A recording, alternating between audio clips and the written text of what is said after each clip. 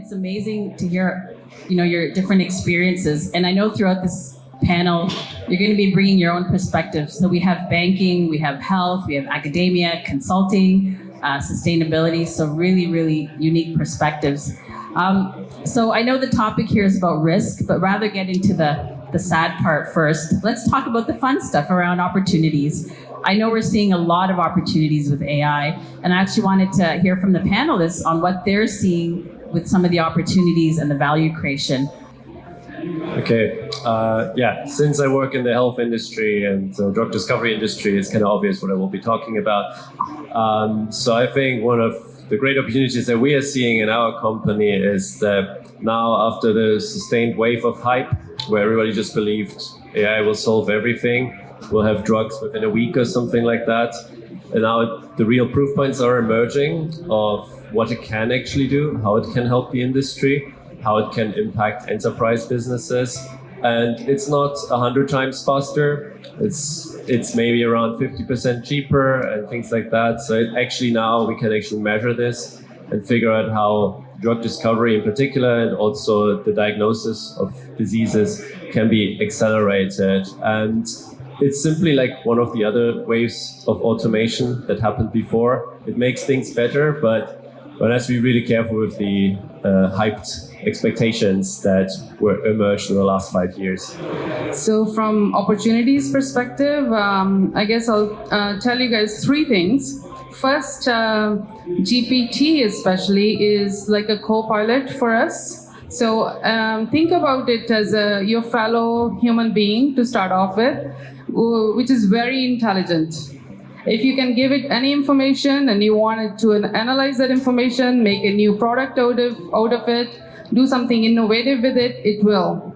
So people say, when is AGI going to arrive? And I say that it's either already here or will arrive within next couple years.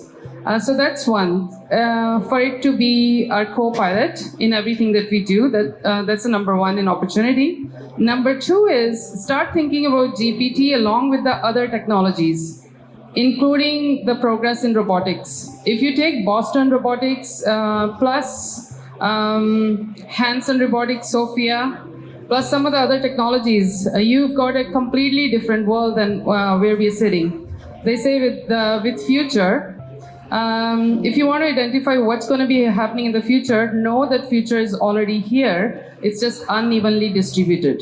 So which means you just bring together these technologies that I mentioned and more, and you will have a completely different world right now. And last but not the least, if you're a business person and trying to identify opportunities, try to see if you can apply GPT to any sector. GPT and health sector, GPT and finance, GPT and risk management. So the real value of GPT will come when you apply it to a particular sector.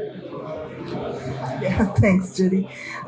In the fintech and climate tech space, we use AI and GPT quite a lot.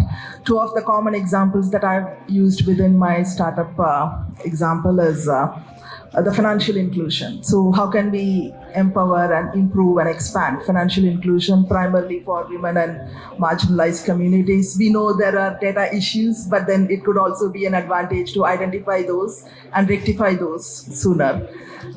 Additionally, in the payment sector, we've used quite a lot in the fraud detection space, so very real-time data processing as well as across various payment options. Every day we get so many new payment options anywhere in the world, so we've seen a lot of advantage with that.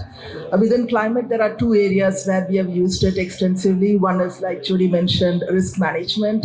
Definitely some of the climate risks have a lot of large volume unstructured data, so we use that to efficiently manage climate risk. And lastly, compliance, right? So in terms of compliance with a lot of sustainability and ESG regulations, we use AI and GPT for some of the metrics and analytics that help us with a lot of faster decision making. All right, I'll start by saying 2 what might seem controversial statements at first, but I don't think data by itself has much value. I don't think AI by itself has much value. The real value is in the information, right? the information is in the data, and I view AI as just one of the tools that extracts information from the data. So if you think about life in general and what we do on a daily basis, we are just processing information, extracting it, processing information, trying to get knowledge from that information, right? And AI is just an efficient way of extracting information. So our whole life is basically like an information extraction problem. And generative AI is just kind of like a super mod on this tool of AI that extracts information, right? As a bank, we've been using machine learning for a long time, especially in areas of fraud detection and risk and capital allocation. But generative AI basically provides us with opportunities in new domains and in new use cases that, like what some of the other people have said, to enhance that information extraction process, make it even more efficient and more effective. And, generative AI has been around for a while, actually, right? Variational autoencoders have been around for more than a decade. And GANs, right? Before generative AI, most of the problems were discriminative in nature, whether it's all about predicting something, whether you're trying to predict something as a label or, separating classes. But if you think about it, generative AI is closer to human intelligence because what we do in our head is we are actually doing generative modeling, right?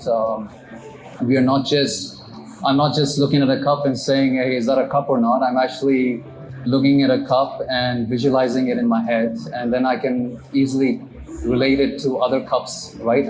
I'm not confused when I see a new cup, whether that's a cup or not, right? So our intelligence is actually generative in nature. So discriminative AI, the kind of the traditional machine learning, has been around for a while, but it was a kind of a lower level of intelligence. Now we are at a higher level of intelligence. That's why the word AGI comes into play with generative AI.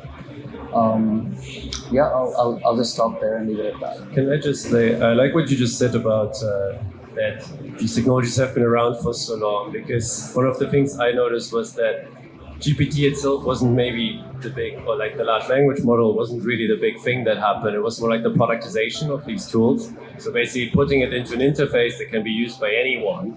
That was the big invention. And this is maybe what we're seeing more these days, just people actually putting these technologies into products and enabling products that were not possible before machine learning was around. And I think that's maybe the wave that is, or the big opportunity here. Think about it as a product and less of a technology.